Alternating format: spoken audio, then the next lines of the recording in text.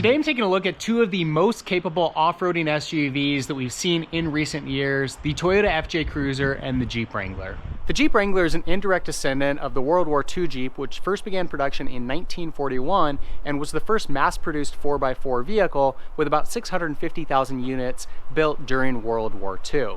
During its time in the war, it earned a reputation for incredible reliability, durability, and capability, and it was considered one of the decisive weapons that helped the Allies to win World War II.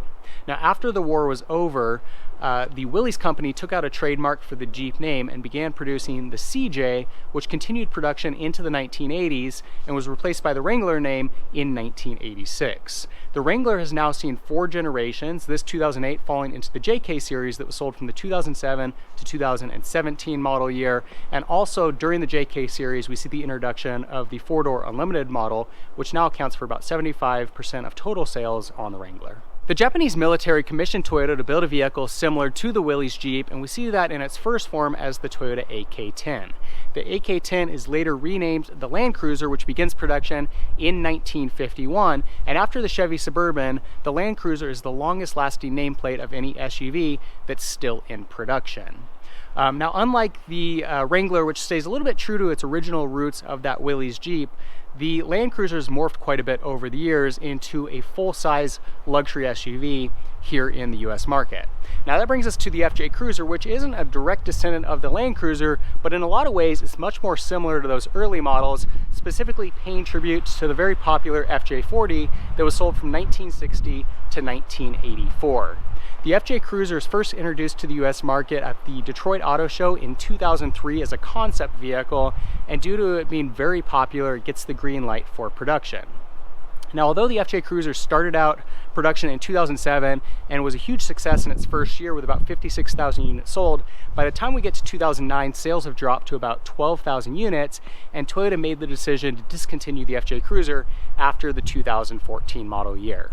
During its production run, it only sold 170,000 units here in the US, although it still is sold in some other foreign markets. The FJ Cruiser's got a 4-liter V6 that's shared with several other Toyota models from this era, including the 4Runner and the Tacoma. When it first came out, it had single variable valve timing and offered 239 horsepower and 278 pound-feet of torque.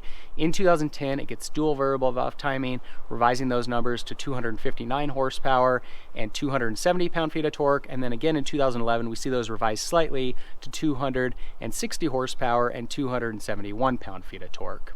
The FJ was available with either a 5-speed automatic transmission or a 6-speed manual transmission.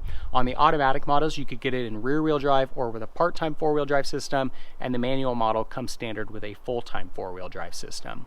Fuel economy numbers vary from about 15 to 17 miles per gallon in the city and 19 to 22 miles per gallon on the highway.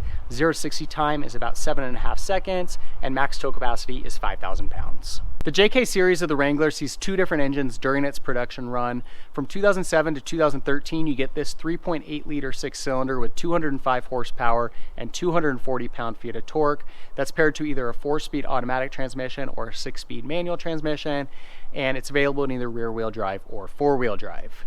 We get a 0 to 60 time of about 10.5 seconds, an EPA rating of 15 miles per gallon in the city and 19 miles per gallon on the highway, and max tow capacity is 3,500 pounds. 2014 and newer models see a new 3.6-liter 6-cylinder with 285 horsepower and 260 pound-feet of torque, paired to either a 5-speed automatic or 6-speed manual transmission, and it now comes standard with 4-wheel drive. 0 to 60 time improves to 7.5 seconds. Fuel economy improves to 16 miles per gallon in the city and 21 miles per gallon on the highway, and tow capacity remains unchanged at 3,500 pounds. The FJ Cruiser's got a really unique design. It offers a very one-of-a-kind combination of being a little bit retro, yet at the same time very modern, and it definitely has a very rugged appearance to it. I mentioned that some of the design on this vehicle dates back to that original FJ40. That's most noticeable on the front fascia here with the grille headlight layout, and then it's got the retro front bumper as well as rear bumper. But beyond that, it really kind of stands alone. It's not a whole lot that's really carried over from that FJ40, just a few of those little design cues. You will see it's got a really kind of muscular look to it, very aggressive styling. One of the design cues that's pretty unique about the FJ is, like the Wrangler, it's got a near vertical windshield here. But on the FJ, we get 3 windshield wipers, which is intended to help maximize the ability to clear off that windshield when it gets dirty. So kind of a unique design cue. Likewise, these mirrors are a cool feature on the FJ with the integrated lights here. It just gives it that really kind of rugged off-roading look. And another thing that I really like about the FJ Cruiser, this isn't standard across all of them, but it is very common, and that is this roof rack, which has the look of tubular steel. Again, gives it a really rugged look. Another thing that's pretty unique about the FJ is we've got the rear suicide door here. So provides easier access to that rear seat. You'll see we've got high strength steel here to minimize the need for a pillar. And again, just one of those things that really sets the FJ apart and gives it a very one-of-a-kind look. One kind of downside about the FJ is that visibility isn't all that good. You can see we've got a massive pillar right here. And likewise, when we come around to the rear, this rear window is pretty small, and then our spare tire is blocking quite a bit of that view. So visibility is not the best. You will see that we do get a backup camera on some models, so that's a handy feature. You'll see the taillights have a little bit of that retro look to them as well, so pretty cool design. And then this rear door also swings out from the side, so a little bit unique. You also see on this FJ that we get parking sensors, which help with that rear visibility. I will note that this model has got some changes just like the Wrangler. So this ladder is aftermarket. We've got the Baja rack up there on the factory rack. We've got a lift kit, and we've got a larger set of tires as well as some aftermarket wheels. So it's not completely stock, but again, neither of these two vehicles are. But all around, you can see the FJ Cruiser's got a really cool one-of-a-kind look to it. On the FJ Cruiser, the design resemblance with the FJ40 is very subtle, but on the Wrangler, its DNA being heavily rooted in the World War II Jeep is very obvious. It's got a very similar look to it all around. Obviously, it's grown quite a bit in size over the years, and it's got a much more modernized appearance, but it's still very similar in appearance to that original Jeep. It's got a very boxy look to it. It's got the flared fenders, a near vertical windshield that still drops down onto the hood. It's got removable doors just like the original Jeep, and it's got a removable top, which is a great feature about the Wrangler, the fact that it's essentially a convertible, and it's also offered with a removable hardtop like this model. As I mentioned, the Wrangler is available in either a 2-door or 4-door model, which is also nice. Obviously on the 2-door, it's going to be more off-road capable with that shorter wheelbase, but the 4-door is a more practical option if you have a need for a larger seat or more cargo area in the back. Up here on the front, again, similar to the World War II Jeep, it's got the vertical cutouts in the grille with these circular headlights. And then rather than having a release inside to open up the hood, it just has these 2 latches on either side. So kind of a unique design cue. The bumper's got a little bit of a retro look to it, but just in general has a very rugged appearance to it and is great for maximizing that front approach angle. Got these built-in hooks on either side, as well as integrated fog lights. Just like the FJ Cruiser, this Wrangler has been modified aftermarket, so it's got a lift kit and a larger set of wheels and tires. And that's one of the great things about the Wrangler, is because of these flared fenders, it makes it a lot easier to fit oversized tires than what you're gonna find on the FJ Cruiser or most other vehicles. You'll see on this Wrangler, we've got a set of integrated side steps which blend in nicely with the front and rear fenders. Got the trail rated 4x4 badge, which I think is kind of funny. In my mind, every Wrangler is trail rated, even if it's rear wheel drive. And we've got the Wrangler decal down here, as well as the X, which indicates the trim package. You'll see that the mirror, the door handle, and the fuel cap have a really rugged look to them. And then coming around to the back, just like the FJ, the taillights are kind of jutting out from the back, again giving it a very kind of retro rugged look. And once again, we've got the rear mounted spare with the 3rd brake light. To open up the back of the Wrangler, we've got the rear swinging door just like the FJ, and then this glass is a separate unit that swings up.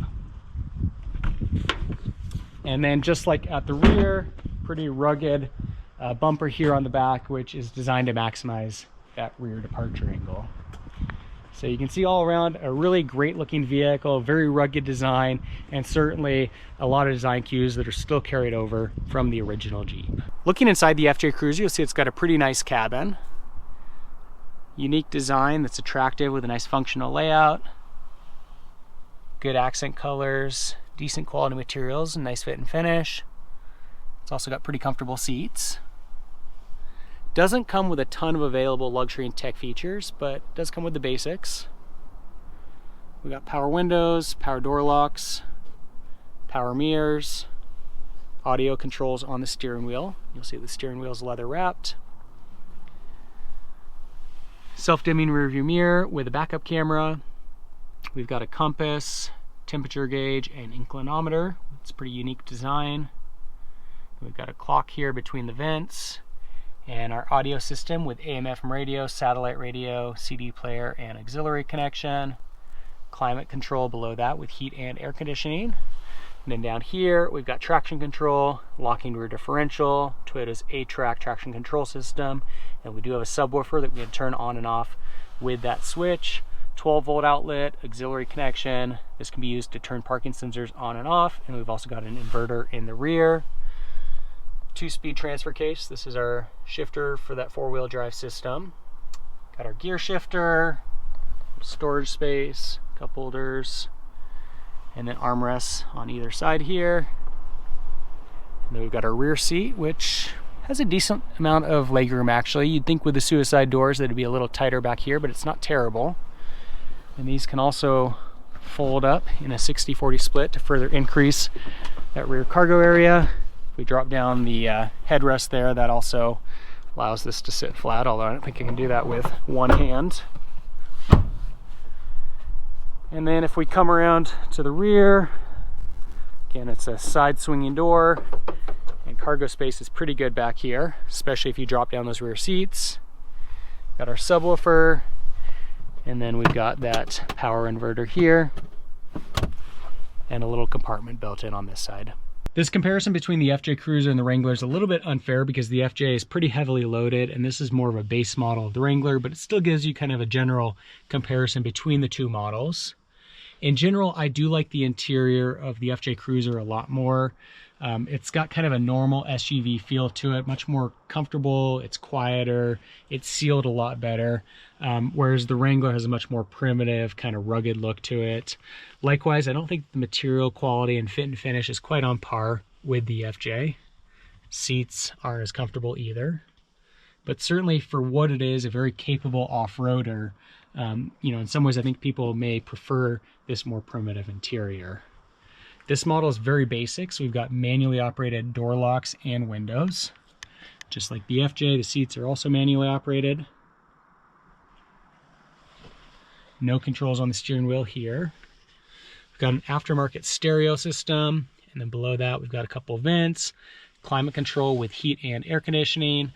We've got our 12-volt outlet, controls for the hazard lights and traction control. Down here is our shifter for our 4-wheel drive system. Again, we've got a 4 low and high option, and then this model is equipped with a manual transmission, so that's our gear shifter. We've got our emergency brake and 2 cup holders in the middle. Center armrest here that opens up. We've got a nice large storage space inside, and then manually operated mirror. One thing that's kind of unique is that we've got a built-in roll cage because it's convertible. So we've got some vents, lights, and speakers built into the roll cage. And then to get to our rear seat, unfortunately, we've got to come around to the passenger side. Driver's seat doesn't really slide forward. And we've got a lever right here that we can pull. Seat slides forward, and you'll see getting back there is definitely going to be a little bit tricky, especially if the seat's sliding like that. And once you're back there, it's not going to be the most comfortable rear seat. Definitely a little tight on leg room. Do get 2 cup holders.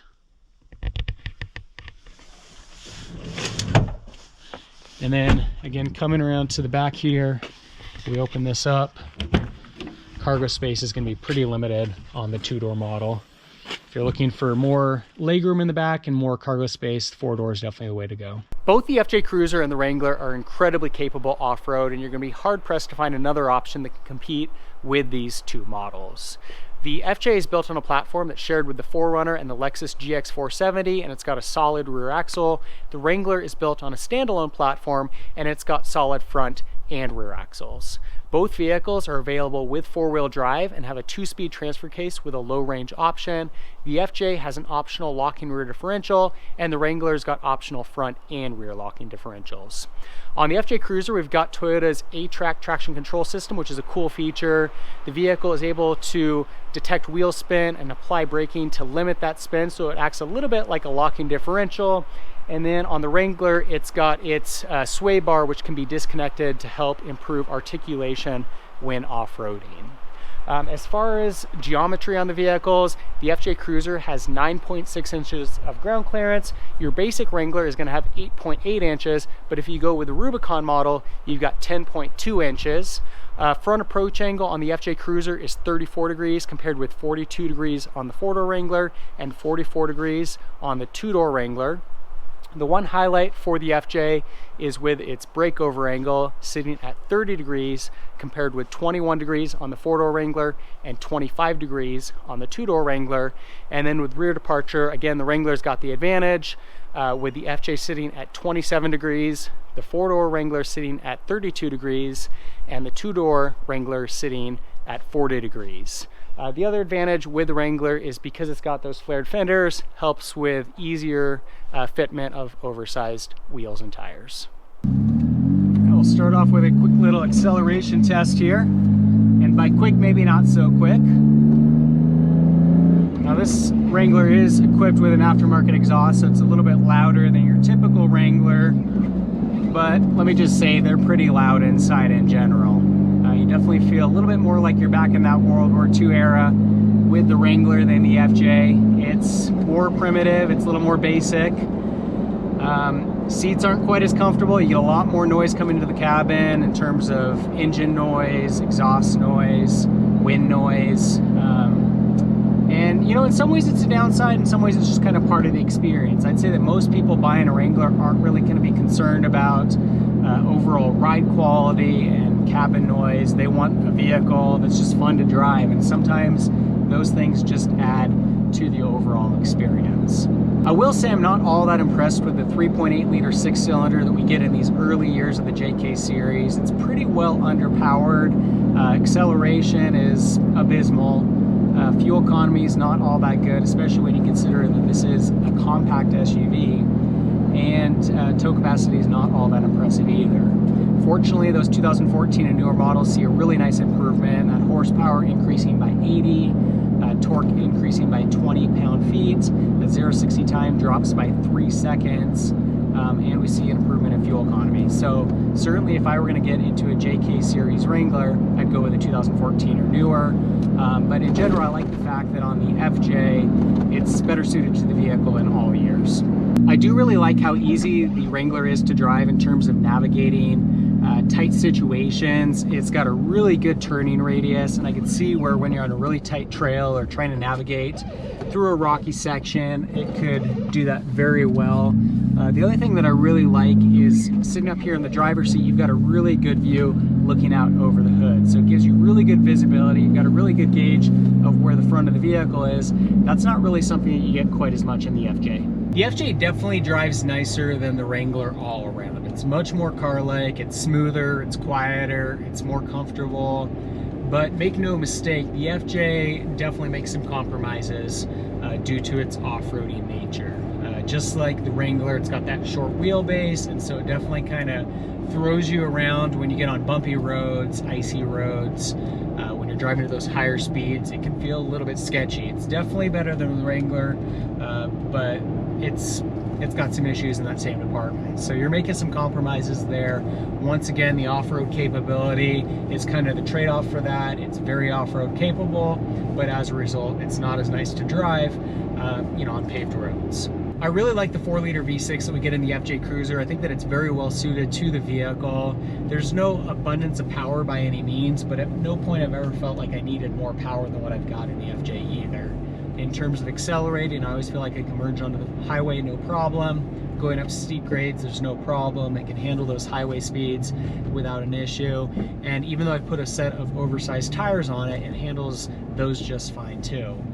Certainly it could be better in terms of fuel economy, but you know, if we're comparing it to the Wrangler, the two are pretty much on par in that department, and this has the edge in terms of tow capacity. So all around, I think it's a really great powertrain for the FJ. Now in terms of off-road capability, we've already gone over some of the statistics, and I definitely would say that the Wrangler has the advantage in those areas. It's got that available front locking differential, it's got the solid front axle, the sway bar disconnect at the front. It's better in terms of front approach and rear departure angle. And although the FJ has the clearance advantage over the base Wrangler, if you get the Rubicon, you're going to be better in that department too. So all around, the Wrangler really is going to be the better off-roader, but the FJ is still incredibly capable. So you're going to have to be doing some pretty technical trails to really realize those advantages of the Wrangler. I'd say that, you know, for 99% of people, the off-roading that they're doing, the FJ is going to handle that just fine. So all around, between the Wrangler and the FJ, I definitely would give the nod to the FJ in terms of drivability. It may not be quite as capable in terms of off-roading, but it makes up for it in terms of your day-to-day drive. It's quieter, it's smoother, it's more comfortable. The powertrain is better suited to the vehicle in all years of this era, and just all around, it's a nicer vehicle to drive for that day-to-day use. So there you go, that's a look at the JK series of the Jeep Wrangler and the Toyota FJ Cruiser, two incredible off-roading SUVs. Really both great vehicles all around. It's a win-win situation between these two models, but there are some strengths and weaknesses to each model. If you're looking for a vehicle, it's really gonna be better for that day-to-day use. I think that the FJ Cruiser definitely has a nicer cabin. It's more comfortable, it's quieter, it's just a nicer vehicle to drive overall. Toyotas also have a better reputation for long-term reliability and durability, so I'd say that's a win for the FJ, and the FJ is pretty much unbeatable in terms of long-term resale value. In terms of resale value, you're in pretty good hands with the Wrangler as well. It may not be as good as the FJ, but it's definitely one of the best vehicles out there in that department. I also love the fact that the Wrangler is a convertible, really adds to that overall experience with this vehicle. And then in terms of off-road capability, the Wrangler is unbeatable. As good as the FJ Cruiser is in off-roading situations, the Wrangler is definitely still the winner here, especially in two-door form. And I love the fact that you can get the Wrangler in either that two-door or four-door model. Again, you can't go wrong either way between the FJ or the Wrangler. Two really great vehicles all around. Love to get your guys' feedback in the comments below. Let me know what you think about the FJ Cruiser and the Jeep Wrangler. For more car videos, be sure to subscribe. In the meantime, thanks for watching.